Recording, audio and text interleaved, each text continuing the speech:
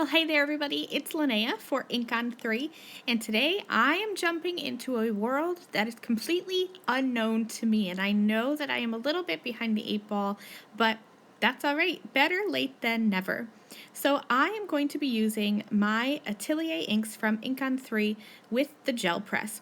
This is literally the first time I am opening this package. I've had a gel press for a couple months now. A friend actually bought this for me, and I have been so crazy with life and doctors and all that good stuff that I just haven't had a chance to use it. But today I am busting open this package and we're going to get going. So I have just placed the gel press, which has a really weird feeling to me. It almost feels like a Jello jiggler that my mom used to make for me when I was a child. But I have just placed this directly onto my glasswork surface, and I am using a whole bunch of Atelier inks on today's projects. I made a bunch of backgrounds. I'm not going to make you sit through watching me make them all, but I'm just going to make a couple. So I use Sweet Petunia Pink and Trinity Teal here. Put the pink on the top, the teal on the bottom, and then I just used my brayer and quickly just kind of went back and forth. I have a stencil now. My stencils today are from Miss Ink Stamps, but you can use any stencils that you have.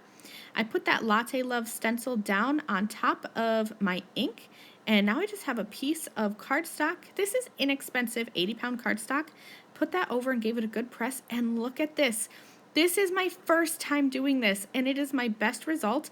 I have to play around with this some more because my other results you're going to see are not this good, but I was so impressed with these first tries that I'm definitely going to keep playing. So I grabbed a second piece of cardstock because I still have ink left on my gel press, and I pressed a second piece of cardstock onto that press and got a second impression. Now I'm going to take my stencil and just spritz this with some water because Atelier inks react with water. And I'm going to press a third piece of cardstock down over my stencil and give it a press and pick up all the extra ink that's on that stencil. Look at that. The inks are still so vibrant and so colorful. So here's my first impression, the one that I intended to get, my second impression, and then even a third impression with the Atelier inks. Awesome, awesome, awesome. Let's go ahead and create another ink background. Now, I thought maybe if I really put some ink down that I'd get some good color, but I don't think you actually have to. So I'm using my Bee Sting Yellow here. And again, I'm putting down a lot of ink. I really don't think you have to, but this was literally my second time doing this, so I'm still kind of experimenting and playing around. I thought that I would kind of go for a traditional rainbow with a little bit of difference because I'm really loving this Sweet Petunia Pink color. So I used that at the top and then my Peacock Blue down at the bottom. I'm going to grab my brayer, and I think this is where I went wrong. I think I need to get better with my brayer skills because I'm going to grab that brayer and I go back and forth, I think, too many times, and so my colors kind of maybe melded together, and I don't think that I am pushing hard enough on my brayer because I definitely had some spots that didn't blend together, and you'll see that on another example too. But either way, it's still a pretty background. I laid over another stencil, and this is the Heirloom Bloom stencil from Miss Ink Stamps, but again, any stencil will work. Look at that, isn't that pretty? I'm going to peel off my stencil, and you can still see that I have leftover Atelier ink still left on there. So I'm grabbing a second piece of cardstock, and I'm just going to rub all over and pick up this ink for a second press, or I'm not sure if it's called a print or press. I'm not even sure, but either way, I have a second piece.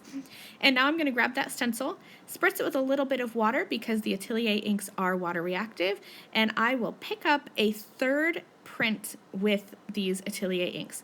It's really such a fun technique, and I love this third technique, how it kind of is just very light and very fine details because you're picking it up off the stencil. I'm loving that. So I'm going to do this a third time. I'm using my Jam Purple and that Peacock Blue once again, and I'm just experimenting back and forth. I tried not having the inks touch. I tried having the inks overlap a little bit. I'm not sure if it matters. I definitely need to play some more.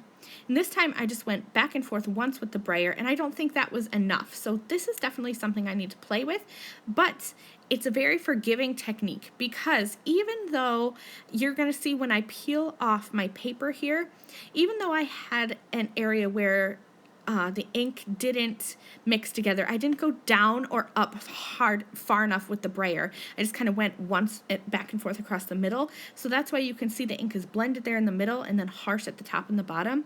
That was completely my fault, but you can die cut these pieces and get a really, really nice background. So here are all 3 of the patterns that I did. So 9 pieces of cardstock total, because I had that first impression where I pressed the paper over the stencil. Then I had that second impression where I took the stencil away and pressed the paper onto the gel press. And then I had the third impression where I pressed the paper onto the stencil itself. So I have 9 backgrounds here. I'm only going to make 3 cards, but I can set those backgrounds aside and have ready to go backgrounds when I need a card.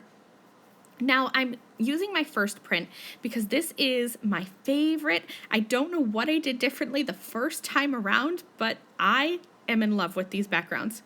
So I used a die to cut them down just because I'm not good with eyeballing my paper trimmer. So I used a die just to make sure that I would get the exact center. I have a stamp set here from Simon Says Stamp, and it's just a big sentiment. I wanted to have a sentiment that would be big and really bold, but not cover up that pretty Atelier ink background because I just didn't want to cover up any of that inky goodness. So I stamped that in black ink with the Blackout Hybrid Detail ink, and I'm going to mat this onto a piece of black cardstock and then layer that onto a white top folding A2 card base. Usually I'm not one for layers, but on a simple card like this, I think it really packs a punch. And I'm going to have 3 cards just like that, quick and easy and ready to go. So if you haven't tried your Atelier inks with your gel press, you really need to give it a try. These colors are so pretty, and it was really easy to make a bunch of backgrounds. So here's my impression, the one that you intended to make, where I laid the background over the stencil. The second one is where I removed the stencil and picked up the excess ink off my gel press to get a second impression, which I love this one too. This one has a lot of color on it. And then the third card is where I just sprayed my stencil with some water and picked up the excess ink that's on the stencil. Another one of my favorites. I can't even pick a favorite because they're all so different and so awesome. So thank you guys so much for watching. I hope you enjoyed this quick tutorial, and I will see you all again another time. Bye!